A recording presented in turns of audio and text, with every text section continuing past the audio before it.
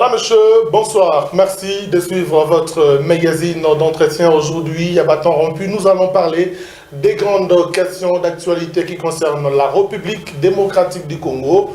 On passera bien entendu du processus électoral avec tous les aspects qui concernent la question. Évidemment, nous aurons le temps d'évoquer d'autres questions liées notamment à la machine à voter, la polémique autour de cette question, mais également des autres aspects prioritaires qui concernent la République démocratique du Congo. On fait le point avec le porte-parole de la majorité présidentielle dans le Katanga, M. Jesse John Numbi, qui est également cadre de, et c'était le parti de Félix Kabange Numbi. M. Jesse, bienvenue. Merci beaucoup José, c'est un plaisir de retrouver le public louchois et au Katanga. Voilà, on va débuter tout de suite, M. Jesse. Et d'entrée des jeux, les présidentielles législatives nationales et locales, plutôt nationales et provinciales, sont annoncées pour le 23 décembre 2018. On peut déjà parler d'un décor qui est planté pour que finalement le peuple congolais puisse aller aux élections. Je pense que les élections sont en train d'être organisées, le processus est en cours et jusqu'à présent, la CENI, nous pouvons bien la féliciter pour ce travail qu'elle est en train d'abattre parce que les dates sont en train de s'enchaîner et d'être respectées. Le décor est planté, en fait le chef de l'État l'avait dit, le processus est irréversible. Absolument nous irons aux élections et c'est pour très bientôt, nous devons nous y préparer. Nous nous y préparons. Cette irréversibilité du processus vient également ou s'accompagne de quelques contraintes ou de quelques conditionnalités qui sont opposées. On commence par le rassemblement, qui ne va pas du réalisme dans ce qui se passe, en commençant par la machine à voter aujourd'hui qui fait polémique. Voilà, le rassemblement est en train d'évoluer pratiquement à contre-courant. Nous avions dit ça dans le temps que nos amis de l'opposition n'étaient pas prêts pour les élections et qu'ils étaient en train de chercher des faux fuyants, ils étaient en train de chercher d'embûches pour essayer de créer un blocage dans la machine. Mais la machine électorale, donc je veux dire le processus électoral est irréversible comme on l'a dit. Des contraintes ou des conditionnalités, mais qui doit les présenter, ces conditionnalités? C'est la CENI qui est l'organe technique, c'est la CENI qui organise les élections, c'est la CENI qui définit. Pourquoi la CENI a fait recours à la machine à voter? Voilà, on devra bien éclairer la population. La machine à voter est reconnue en fait dans la loi, dans la mesure où la loi demande, ou plutôt le Parlement a demandé, l'accord même, l'accord, voulais-je dire, de la Saint-Sylvestre, demande à ce que le gouvernement trouve des moyens pour économiser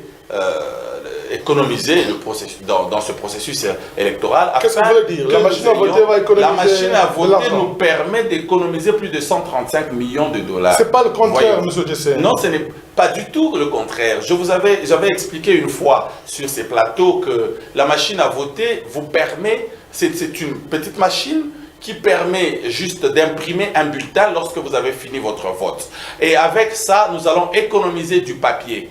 Au lieu d'avoir chaque fois un carnet de papier de 50 pages pour chacun, vous imaginez, la page c'est à peu près à $1,50 ou à $2 la page, et si vous devez avoir 150 pages, vous imaginez qu'est-ce que ça vaut. Et si vous devez avoir 50 pages, vous imaginez déjà ce que ça vaut. Donc en fait, lorsque nous parlons de la machine à voter, elle vous coûte quelque chose comme $1,000 ou je ne sais pas moi. Non mais le président de la CENI a parlé de 1500, alors qu'à l'usine en Corée c'est $400. Ben, je ne sais pas qui est allé. Je ne sais pas. $1,100. Je ne sais pas. Ça, c'est une autre paire de manches lorsqu'on voudrait parler du budget. Si déjà à $1,500, ça nous permet d'économiser. Si le Parlement fait un contrôle et constate que c'est à $400, donc nous économiserons encore beaucoup plus. Voyez-vous, donc la question ne se pose pas de cette manière. La question est sur la fiabilité de cette machine. Si cette machine nous permet de voter rapidement, nous permet d'économiser les fonds, je pense pense que nous devons nous engager dans ce sens-là. Puisqu'elle est contestée aujourd'hui par l'opposition congolaise, alors on ne peut pas parler du rassemblement, M. Dessé, allons-y doucement, on ne peut pas parler du rassemblement qui voit en cette machine une certaine manière pour la majorité de pouvoir tricher et d'avoir beaucoup plus de députés au niveau du Parlement. J'ai beaucoup entendu ces allégations, mais je me pose une question, monsieur le journaliste, peut-être que vous aviez déjà eu la chance de poser la question à nos amis du rassemblement.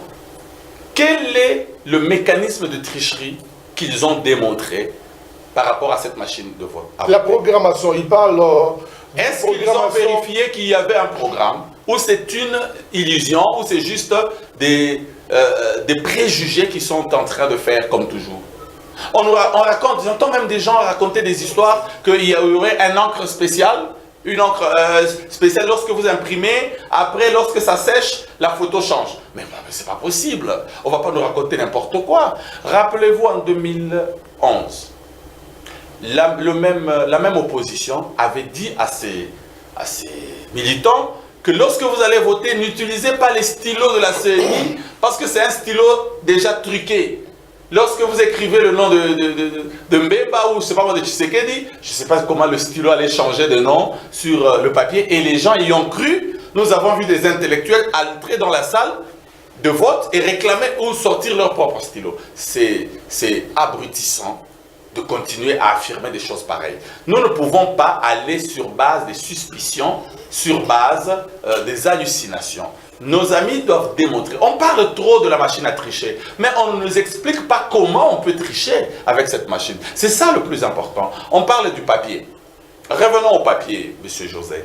En 2011, que n'avons-nous pas vécu? On a accusé encore une fois la CENI d'avoir organisé la tricherie. La machine à voter n'existe pas.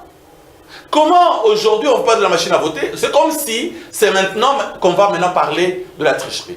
Avec du papier ou avec la machine à voter, les contestations, il y en aura toujours. Puisqu'on parle de la machine à voter, M. Dessé, nous avons suivi que même la commission électorale de la Corée ne soutient pas en réalité d'une manière officielle l'utilisation de la machine à voter par la CENI en RDC. Est-ce que la commission électorale de la Corée ou l'usine qui aide bien entendu à la fabrication ou à la production de ces machines à voter, cette CENI ne soutient pas l'utilisation d'une manière officielle de la machine à voter en RDC. Monsieur José, pensez-vous que pour que nous puissions organiser nos élections, nous devons aller chercher le conseil de la Corée?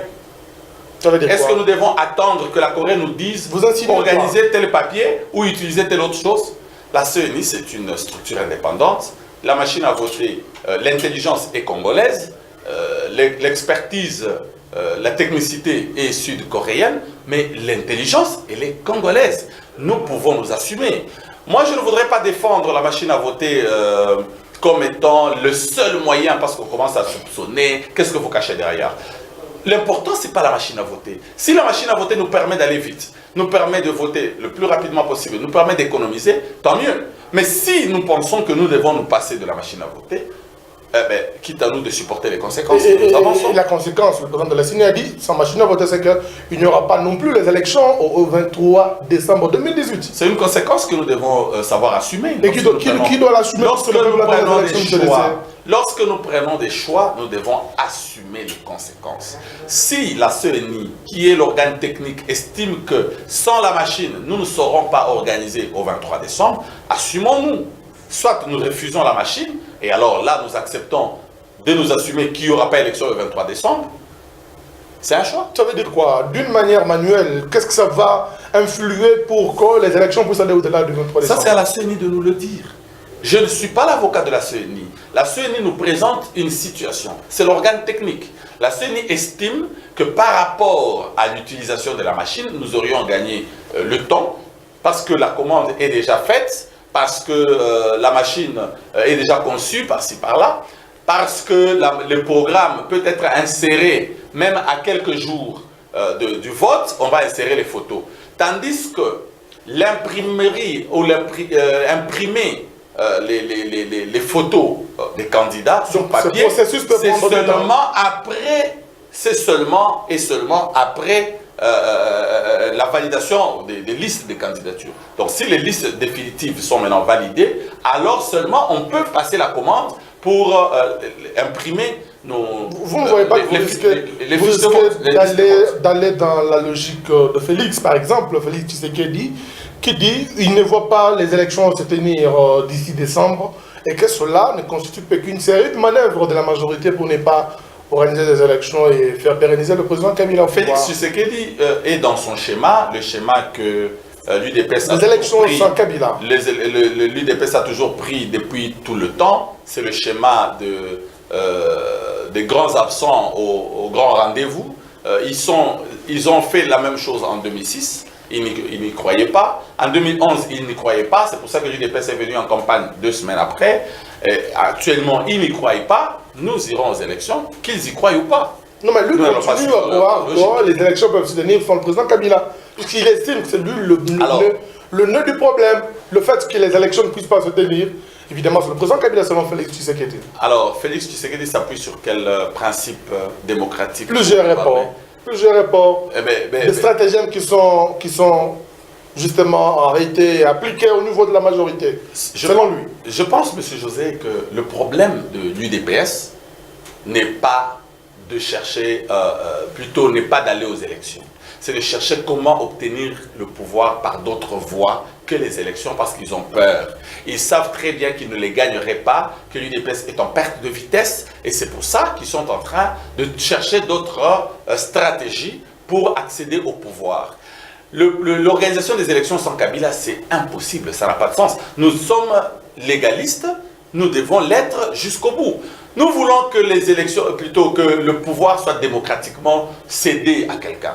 La démocratie, ce sont les élections. Mais le mécanisme par lequel ils vont arriver à faire à une transition sans Joseph Kabila, c'est quel mécanisme? Ça vient d'où? Ça passe par quoi? Ça signifie que la constitution tombe. Ça signifie que nous répartons. Mais alors que nous avons une constitution que nous devons respecter, mais finalement, qui veut un pays de droit et qui ne veut pas de pays de droit? C'est ça le problème que nous devons maintenant nous poser comme question. Nous sommes en train d'avancer vers les élections. Le calendrier est déjà programmé. Aujourd'hui, nous avons la CENI a déposé un projet de loi portant répartition des sièges dans le délai. Bientôt, on va le promulguer dans le délai. Tout se fait dans le délai. On a eu la liste définitive, ou plutôt le fichier définitif, le fichier électoral, dans le délai, mais on nous raconte toujours qu'ils n'y croient pas. Qui n'y croient pas. Tout se fait dans le délai. Tout à fait. Même la question de Dauphinat ne se fait pas dans le délai à la majorité. Non, mais le Dauphinat se fait dans le délai. Le Dauphinat se fait dans le délai parce que l'appel des candidatures, l'appel des candidatures n'est pas encore fait. Donc pour nous, nous sommes dans le délai. Sinon, ça devait se faire déjà pour que le candidat de la majorité soit connu d'avance. Connu par qui? Parce qu'en fait, comment on connaît les candidats? Les candidats, on les connaît lorsque la CENI reçoit la candidature. C'est alors que l'on confirme.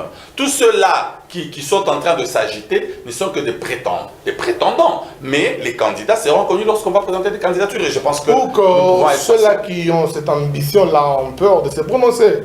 Puisqu'on voit déjà, pour ne prendre que le cas du professeur Bahati Lukwebo, qui a déjà une plateforme électorale, on peut dire que c'est déjà quelqu'un qui s'est lancé dans l'eau à la majorité présidentielle. Je pense que Bahati n'est pas encore déclaré candidat président de la République. Et même à la majorité, si quelqu'un le faisait, je ne pense pas que ce soit un problème particulier qui ferait un problème à la majorité. Tout le monde est libre. Les Congolais sont libres de se prononcer. Mais la majorité est aussi libre de se prononcer. Tous ces Congolais qui peuvent se dire candidat par-ci, candidat par-là, ils sont libres. Mais la majorité présentera son candidat au moment opportun. Ce candidat ou son candidat? Je pense que nous aurons un candidat. Nous aurons un seul candidat. Nous travaillons pour avoir un seul candidat. Nous sommes un regroupement. Nous préférons bien avoir un seul candidat. Et la majorité présentera un seul candidat. Alors, je laisse, pour ne pas aller dans un autre champ, nous restons dans ce registre électoral, puisqu'en face de vous, il y a une opposition qui s'organise.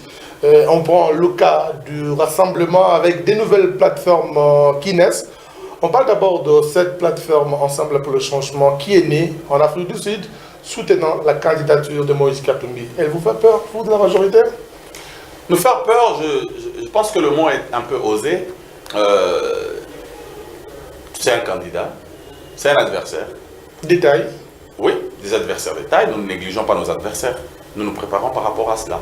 Et Moïse aujourd'hui devient, comme Kyungu l'a dit, un problème sérieux pour la majorité. Il a même dit, le projet de société de la majorité présidentielle, c'est la condamnation de Katumbi, avant qu'on y arrive. C'est ça qu'on peut conclure en quelques mots, parce que des problèmes viennent par-ci par-là, tantôt le problème de mercenaires, tantôt le problème de nationalité, tous ces problèmes se résument à la personne de Katumbi, déjà candidat déclaré à la présidentielle. Alors, le problème est mal posé.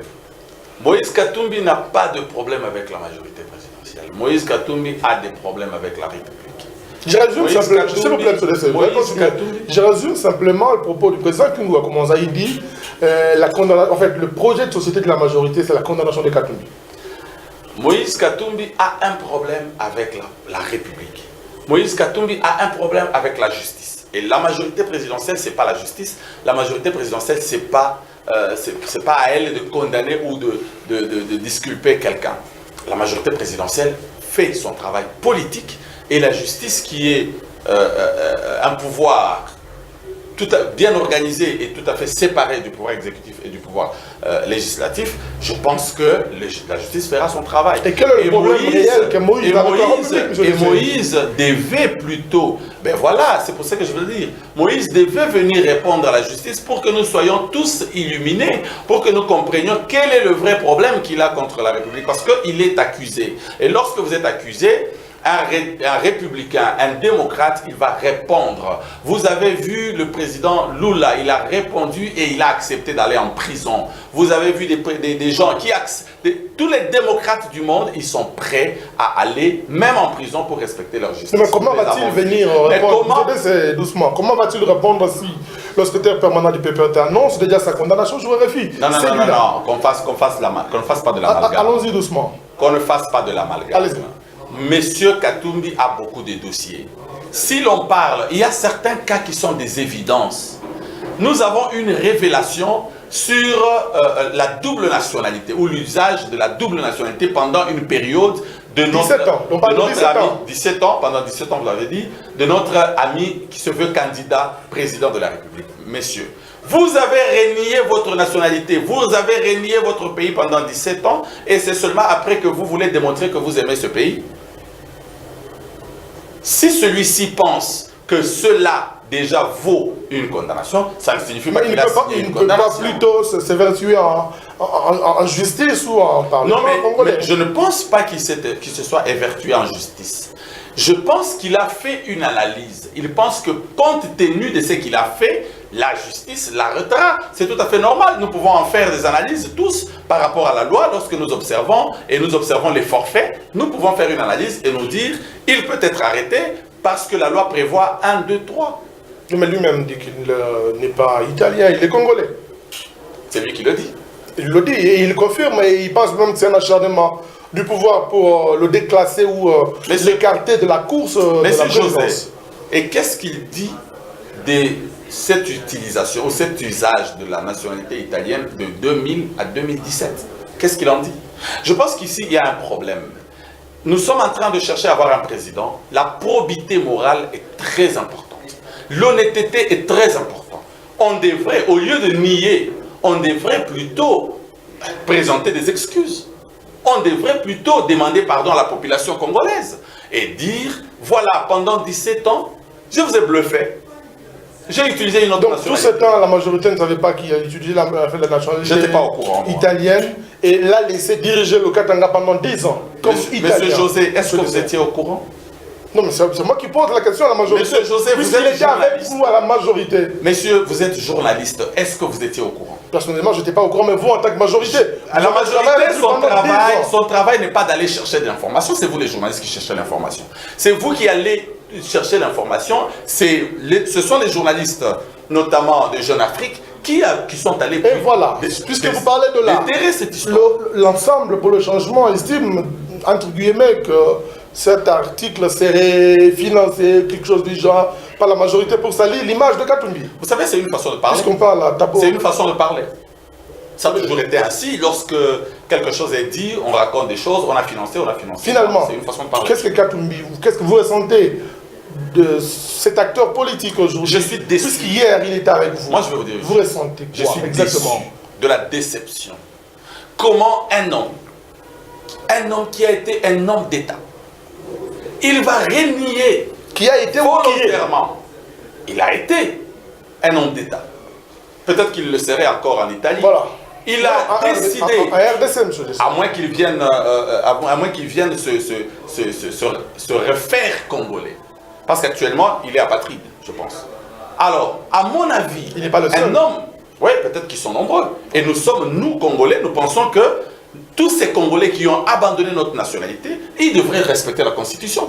La Constitution, ce n'est pas que l'article 220, c'est l'article 1, c'est l'article 10, c'est l'article 5, c'est l'article 218, c'est l'article 220. Donc c'est la Constitution.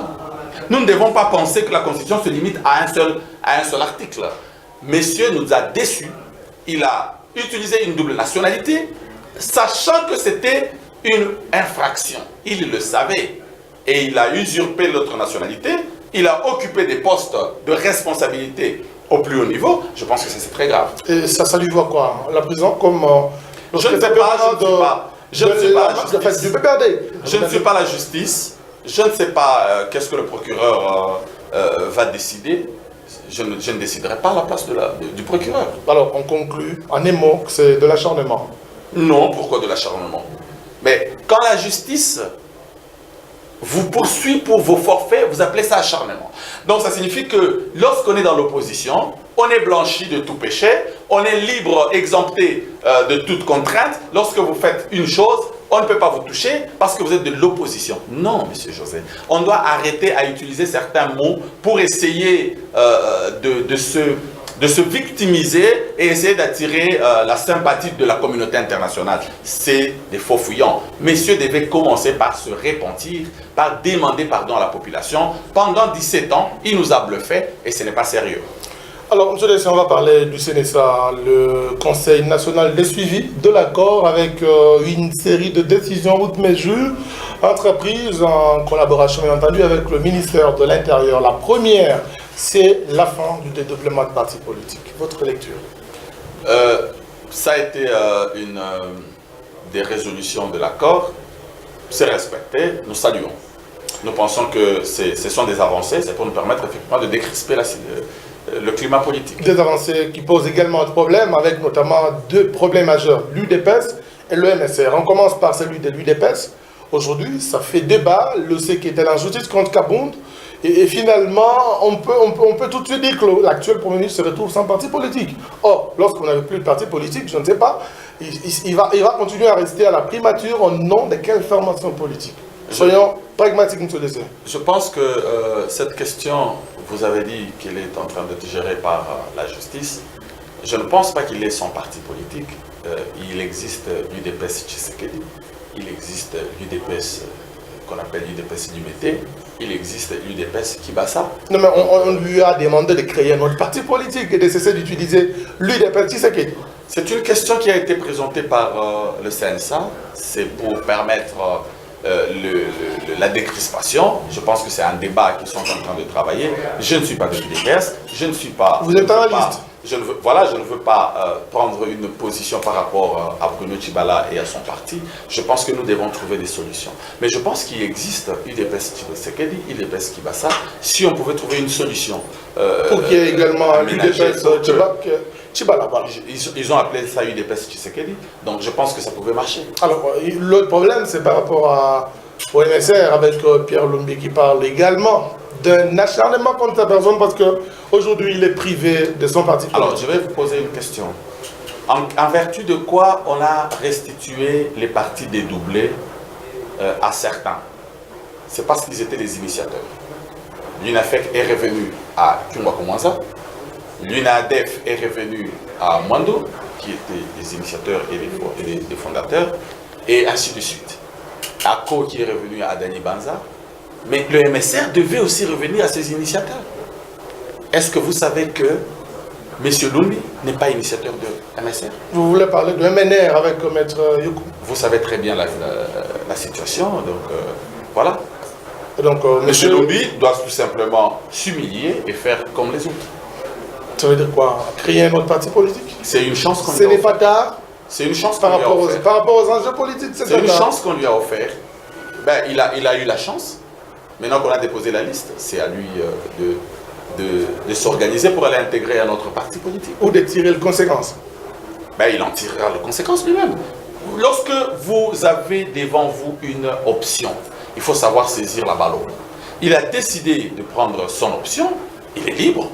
Il est libre, il existe un MSR qui est reconnu, et lui, je ne sais pas dans quel parti il est, et je vous assure que ces gens, ils iront sur un parti. Ils font semblant. Ou ils seront dans un regroupement politique. Je vous assure qu'ils seront candidats sur une liste. Donc ils sont déjà bien organisés là. Donc vous êtes mieux informés. Je vous le dis, nous verrons, nous vérifierons avec vous. Ils seront sur une liste sur laquelle ils sont déjà organisés. Ils font ça pour tout simplement embrouiller. Ils veulent simplement embrouiller. Alors, M. Dessé, on est en train de chuter avec notre entretien. Quelle est la question prioritaire que je n'ai pas pu poser, mais que vous voudriez bien sûr que je vous pose pour que vous puissiez vous exprimer devant ces téléspectateurs? Je vais parler de mon parti. SCT. Éveil de la conscience pour le travail et le développement, est un parti de la majorité présidentielle. Notre parti se prépare pour les élections. Pendant que je vous parle, nous sommes en train de travailler. Le comité politique, le bureau politique est pratiquement en session. Nous sommes en train de préparer ces échéances. Nous sommes en train de remuer partout avec la politique de la fourmi. Nous travaillons en silence peut-être, mais nous travaillons sérieusement pour gagner les élections prochaines. Nous avons organisé un regroupement, bien sûr, avec certains autres partis politiques. Le regroupement que nous appelons Action alternative pour le changement et pour le bien-être et le changement. Donc ce regroupement qui a à peu près 18 partis politiques et quelques organisations, quelques ASBL aussi, nous sommes ensemble pour gagner ces élections et avec des objectifs très clairs. Je voudrais appeler effectivement les membres de l'ECT à être au pas, à ne pas être distraits par ce qui se passe par-ci, par ce qui se passe par-là. Nous sommes sereins. Cette fois-ci, nous allons travailler pour gagner ces élections et nous allons les gagner.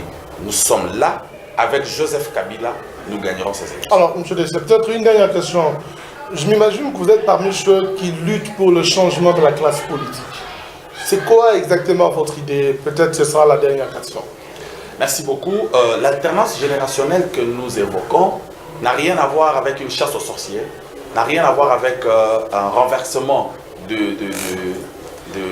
tous les vieux qui ont travaillé. Mais l'alternance générationnelle est une forme de passation de pouvoir, est une forme d'intégration d'une nouvelle classe politique qui devra reprendre pratiquement toutes les affaires de la République dans un délai bien sûr. C'est-à-dire que les jeunes doivent être impliqués dans la gestion de la chose publique. Lorsque nous parlons des jeunes, nous voyons tous les jeunes qui partent de 20 ans jusqu'à autant d'années qui se reconnaissent comme jeunes, mais nous voulons que les jeunes de 30 ans, les jeunes de 35 ans, les jeunes de 40 ans, les jeunes de 25 ans puissent se retrouver dans la gestion, qui ne soit pas seulement utilisée pour prendre des mallettes, mais que l'on puisse aussi soutenir cette jeunesse à gagner les élections. Voilà pourquoi nous nous demandons aux jeunes, avec le peu de moyens qu'ils ont, de se battre et d'organiser des stratégies.